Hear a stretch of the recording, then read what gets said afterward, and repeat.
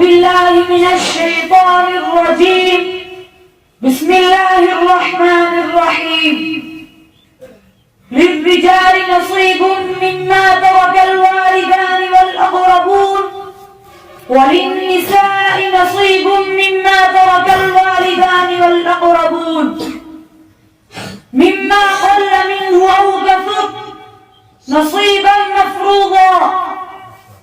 وقال النبي صلى الله عليه وسلم تعلموا الفرائض وعلموها الناس. صدق الله ورسوله النبي الكريم. محترم المقام، واجب الاحترام اور میرے مشفق اساتذہ اکرام اور میرے عزیز ساتھیوں، آج کی اس مبارک مجلس میں میری تقریر کا عنوان عورت اور حق وراثت ہے.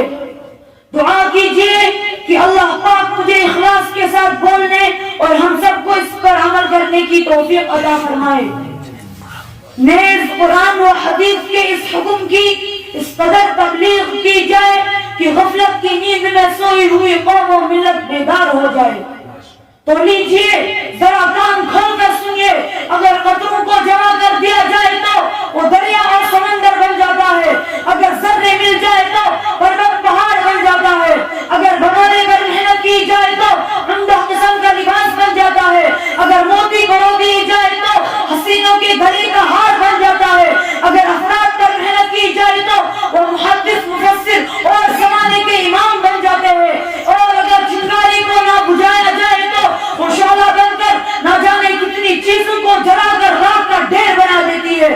اگر خود بخود اگنے والے جھاڑیوں کو نہ کاٹا جائے تو وہ خوفناک جنگل تیار ہوتا ہے. اگر دریا سے رسنے والے پانی کو بند نہ کیا جائے تو وہ سیلاب بن جاتا ہے. اگر بچوں کی تربیت نہ کی جائے تو وہ ڈاکو اور لٹیرے بن جاتے ہیں. اور اگر معاشرہ اور سماج کی برائیوں کو نہ روکا جائے تو وہ خدا کا عذاب بن جاتی ہے. چنانچہ آج ہمارے معاشرے میں جہاں کئی بے شمار برائیاں ہیں، ان میں سے ایک بہت خطرناک برائی عورت کو ورثت کے حق سے محروم کرنا بھی ہے. مذہب اسلام نے دنیا میں انسانوں کے حقوق کی جس قدر رعایت کی ہے، اس کی مثال پیش نہیں کی جا سکتی. نبی کریم صلی اللہ علیہ وسلم نے فرمایا خدا کی قسم وہ شخص مومن نہیں ہو سکتا جس کے شر اور برائی سے اس کا پڑوسی مطمئن نہ ہو. نبی کریم صلی اللہ علیہ وسلم نے فرمایا جو شخص اللہ اور اس کے رسول پر ایمان رکھتا ہے وہ اپنے مسلمان کا اکرام کرے. نبی کریم صلی اللہ علیہ وسلم نے زمین پر رہنے والے ہر انسان کے اوپر رحم کرنے کی ہدایت فرمائی. نبی کریم صلی اللہ علیہ وسلم نے فرمایا اس شخص کا ایمان نہیں جس میں امانت داری نہیں. نبی کریم صلی اللہ علیہ وسلم نے دوسروں کے ساتھ عدل و انصاف کرنے کا حکم دیا. نبی کریم صلی اللہ علیہ وسلم نے ناپ تول کو صحیح رکھنے کی ہدایت دی. نبی کریم صلی اللہ علیہ وسلم نے ناحق خون بہانے سے منع فرمایا. نبی کریم صلی اللہ علیہ وسلم نے فرمایا کسی کا مال اس کی اجازت اور خوش دلی کے بغیر حلال نہیں. مذہب اسلام نے والدین کے حقوق بتائے، مذہب اسلام نے اولادوں کے حقوق بتائے، مذہب اسلام نے استادوں کے حقوق بتائے، مذہب اسلام نے شاگردوں کے حقوق بتائے، مذہب اسلام نے مالداروں کے حقوق بتائے، مذہب اسلام نے غریبوں کے حقوق بتائے، مذہب اسلام نے حاکموں کے حقوق بتائے، مذہب اسلام نے رعایا کے حقوق بتائے، مذہب اسلام نے بڑوں کے حقوق بتائے، مذہب اسلام نے چھوٹوں کے حقوق بتائے، مذہب اسلام نے مردوں کے حقوق بتائے، مذہب اسلام نے عورتوں کے حقوق بتائے. قربان جائے مذہب اسلام پر انسان تو انسان، مذہب اسلام نے جانوروں کا بھی حق بتایا. الغرض ان تمام حقوق میں عورت کا حق وراثت ہے. میرے دوستو، حق وراثت مذہب اسلام میں عورت کے لیے وہ عظیم تحفہ ہے جس سے ساری دنیا کے دھرم اور مذہب خالی ہے. مذہب اسلام سے پہلے عورت کی کوئی عزت نہ تھی. عورت کو پاؤں کی چوٹی سمجھا جاتا تھا.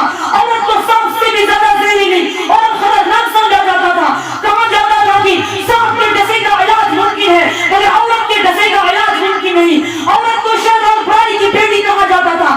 عورت کو سلامتی کی دشمن کہا جاتا تھا. لوگ اپنے گھروں میں لڑکی کا پیدا ہونا برداشت نہیں کرتے.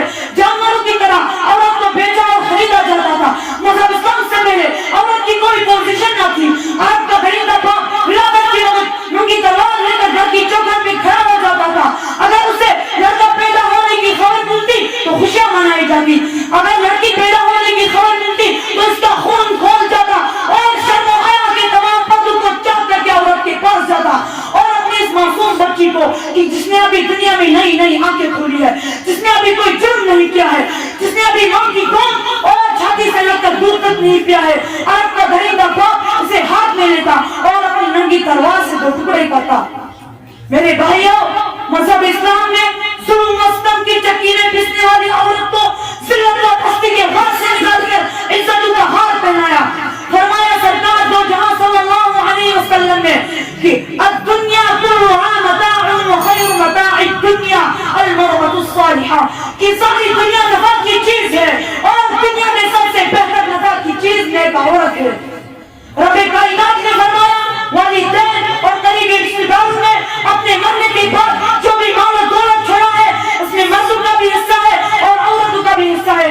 تقسیم وراثت خدا کا قانون ہے اور یاد رکھنا جو شخص خدا کے قانون کو توڑے گا اس کے لیے جہنم کی وعید ہے. حضور پاک صلی اللہ علیہ وسلم نے فرمایا جس شخص نے اپنی وارث کی میراث کو ختم کر دیا تو کل قیامت کے دن اللہ پاک جنت سے اس کی میراث اور حصہ ختم کر دیں گے. اللہ پاک ہمیں دوسروں کا حق ادا اور حق وراثت ادا کرنے کی توفیق دے. ماشاءاللہ.